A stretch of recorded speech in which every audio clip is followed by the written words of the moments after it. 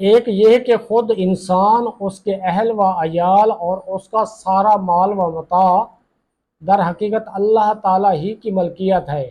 یہ سب چیزیں اللہ تعالیٰ نے انسان کو بطور امانت مرحمت فرمائی ہیں۔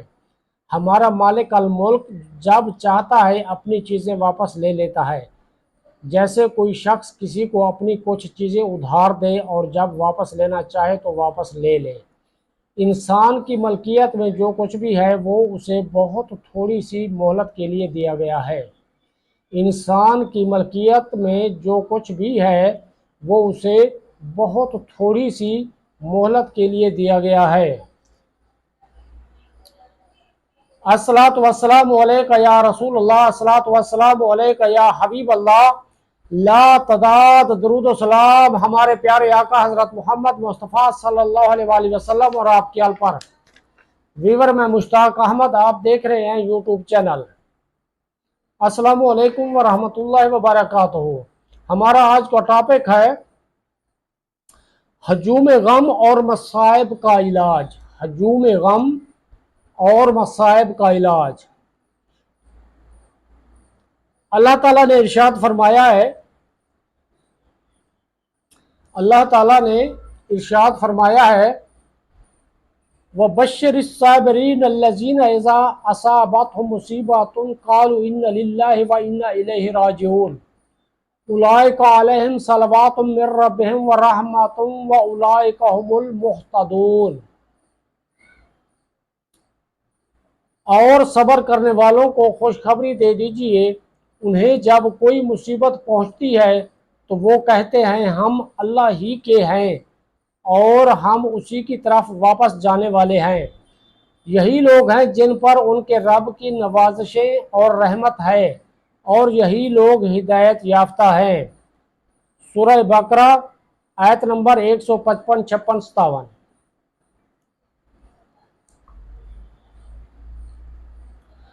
سیدہ ام سلمہ رضی اللہ تعالیٰ عنہ بیان کرتی ہیں کہ رسول اللہ صلی اللہ علیہ وآلہ وسلم نے فرمایا، جس شخص کو کوئی مصیبت پیش آ جاتی ہے اور وہ یہ کہہ دیتا ہے ان للہ و انا الیہ راجعون، اللہم آجرنی فی مصیبتی و اخلف لی خیرا منہا، ہم اللہ ہی کے لیے ہیں اور ہم اسی کے پاس واپس جانے والے ہیں، اے اللہ مجھے اس مصیبت پر اجر دے اور اس سے بہتر متبادل عطا فرما۔ اللہ تعالیٰ اس شخص کو اس کی مصیبت پر اجر بھی دیتا ہے اور اس سے بہتر متبادل بھی عطا فرماتا ہے۔ یہ مصیبت زدہ کے لیے بہترین علاج ہے جو اس کے لیے دنیا اور آخرت دونوں میں بے پایاں فوائد کا باعث ہے۔ مندرجہ بالا مبارک جملے میں وہ دو عظیم الشان اصول بیان کیے گئے ہیں، جب کوئی انہیں کما حق کا سمجھ لے تو اسے مصیبت میں تسلی نصیب ہو جاتی ہے۔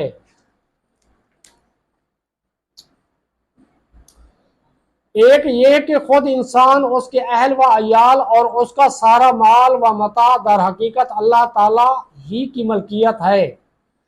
یہ سب چیزیں اللہ تعالیٰ نے انسان کو بطور امانت مرحمت فرمائی ہیں۔ ہمارا مالک الملک جب چاہتا ہے اپنی چیزیں واپس لے لیتا ہے، جیسے کوئی شخص کسی کو اپنی کچھ چیزیں ادھار دے اور جب واپس لینا چاہے تو واپس لے لے۔ انسان بھی عدم کی دو حالتوں کے مابین ہے، پہلے وہ عدم آباد میں ہے، پہلے وہ عدم آباد میں تھا اور اس دنیاوی زندگی کے بعد بھی وہ عدوم ہونے والا ہے۔ انسان کی ملکیت میں جو کچھ بھی ہے وہ اسے بہت تھوڑی سی مہلت کے لیے دیا گیا ہے۔ انسان کی ملکیت میں جو کچھ بھی ہے وہ اسے بہت تھوڑی سی مہلت کے لیے دیا گیا ہے۔ انسان کی ملکیت میں جو کچھ بھی ہے وہ اسے بہت تھوڑی سی مہلت کے لیے دیا گیا ہے۔ مزید برآں یہ بات بھی قابل توجہ ہے کہ انسان کے پاس جو کچھ بھی ہے اسے انسان نے عدم سے وجود نہیں بخشا، اس لیے وہ اپنے قبضے کی چیزوں کو ذاتی ملکیت قرار نہیں دے سکتا۔ کسی چیز کے وجود میں آ جانے کے بعد اسے آفات و حادثات سے محفوظ رکھنا بھی انسان کے بس کی بات نہیں۔ نہ انسان کسی چیز کو ہمیشہ کے لیے برقرار رکھ سکتا ہے۔ دوسرے لفظوں میں انسان کو کسی چیز میں بھی کسی طرح کی اثر آفرینی کا ذاتی اختیار حاصل ہے، نہ کسی طرح کی کوئی ملکیت۔ جو کچھ انسان کے تصرف میں ہے اسے وہ صرف اسی طرح بروئے کار لا سکتا ہے جس طرح ایک غلام اپنے آقا کی اشیاء کو اس کی مرضی و منشا کے مطابق استعمال کرتا ہے۔ انسان ایک بادشاہ کی طرح کوئی تصرف نہیں کر سکتا، اسے صرف انہی تصرفات کی اجازت ہے جو اس کے مالک کے حقیقی کے احکام و ہدایات کے مطابق ہوں۔ ویور اب تک کے لیے اتنا ہی۔ اپنا خیال رکھیے، ویڈیو کو سبسکرائب کر کے لائک اور شیئر کر دیجیے۔ مجھے دیجیے اجازت، اللہ حافظ۔